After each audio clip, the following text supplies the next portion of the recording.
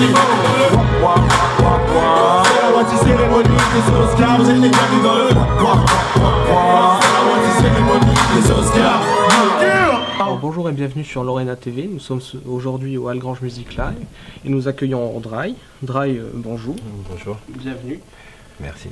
Tu fais partie du Watibé depuis combien de temps? Je fais partie du Watibé depuis sa création, c'est-à-dire depuis 2004. 2004. Et comment as-tu rejoint ce groupe?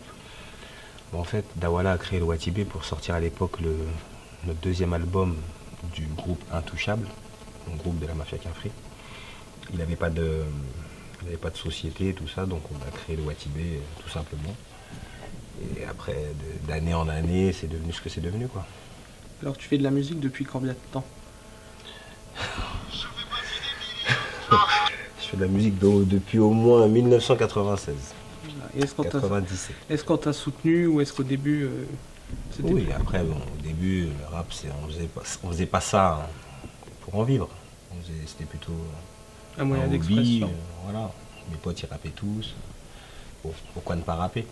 Ouais. Après, personne ne m'a vraiment poussé, si ce n'est les gens de mon quartier, les gens de chez moi, les gens qui appréciaient ce qu'on faisait, quoi. D'accord. Sinon, après, par la suite, c'est beaucoup Kerry James, d'abord. Et après, pour vraiment ma carrière solo, c'est Dawala. Et si tu devais choisir un événement dans ta carrière qui t'a marqué? Il y a beaucoup de choses qui m'ont marqué, des bonnes, des moins bonnes. On va dire le Stade de France, une bonne expérience, presque 70 000 personnes face à toi. Et justement, pour en revenir à ça, qu'est-ce qui te pousse à monter sur scène? C'est l'ambiance, c'est l'envie de partager avec le public? Moi, j'ai toujours aimé ça. Même quand je rappais pas vraiment à l'époque, j'aimais bien être sur scène, faire les bacs, tout ça. J'ai toujours aimé cette ambiance-là. Maintenant, aujourd'hui, c'est différent. Les gens, ils chantent tes refrains, ils chantent tes chansons. Ils chantent le travail, pourquoi... Enfin, ils chantent ce que tu as travaillé, quoi. Alors qu'avant, c'était plus pour rigoler. Donc moi, j'aime bien, c'est une belle interaction. C'est le seul moment où on peut vraiment voir, il y a qui apprécie, qui sont ceux qui achètent tes disques, par exemple.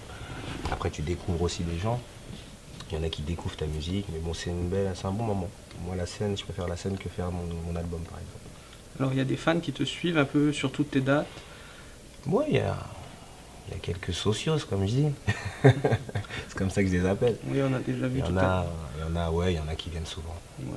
Il y a des gens qui attendent déjà là depuis ce matin. Est-ce que tu aurais quelque chose à leur dire? Un petit message pour tes fans? Non, bah après, on est heureux de ce soutien-là. On est heureux de vivre ce qu'on vit. C'est pas donné à tout le monde de faire des belles scènes comme ça, d'avoir plus ou moins une carrière comme ça, d'avoir un soutien comme ça aussi. Parce que les gens nous soutiennent, ne serait-ce qu'en achetant les sapes, les casquettes, en achetant les disques. Donc merci à vous, mais vous n'êtes pas obligé de venir à 9h du matin pour venir nous voir. Mais en tout cas, ça fait plaisir. Alors dans un avenir plus proche, est-ce que tu as des grosses dates de prévues, la sortie d'un album? Ouais, là pour l'instant, ce qu'il y a de prévu, c'est la tournée avec Black M, qui commencera à la rentrée. Là, on a encore quelques dates au mois de juin, au mois d'août, quelques festivals. Rien de bien, mais le plus important, c'est la tournée de la rentrée. Il y a les chroniques du Watiboss aussi, volume 2 qui sort, à la rentrée aussi.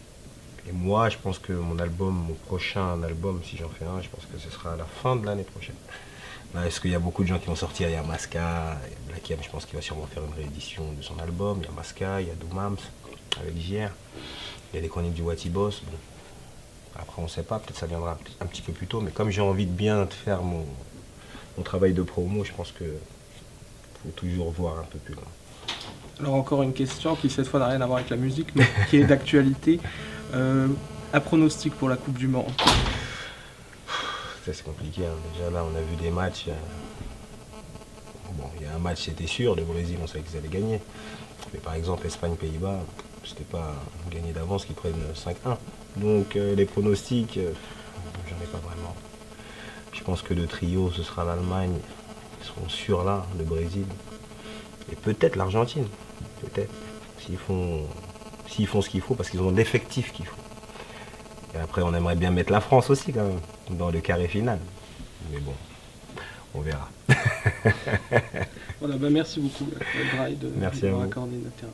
Ok, DRY, toujours fidèle au poste. Tôt ou tard, les derniers seront les premiers, mais c'est maintenant ou jamais pour Lorena TV. Yeah, bré. Merci à toi. Merci.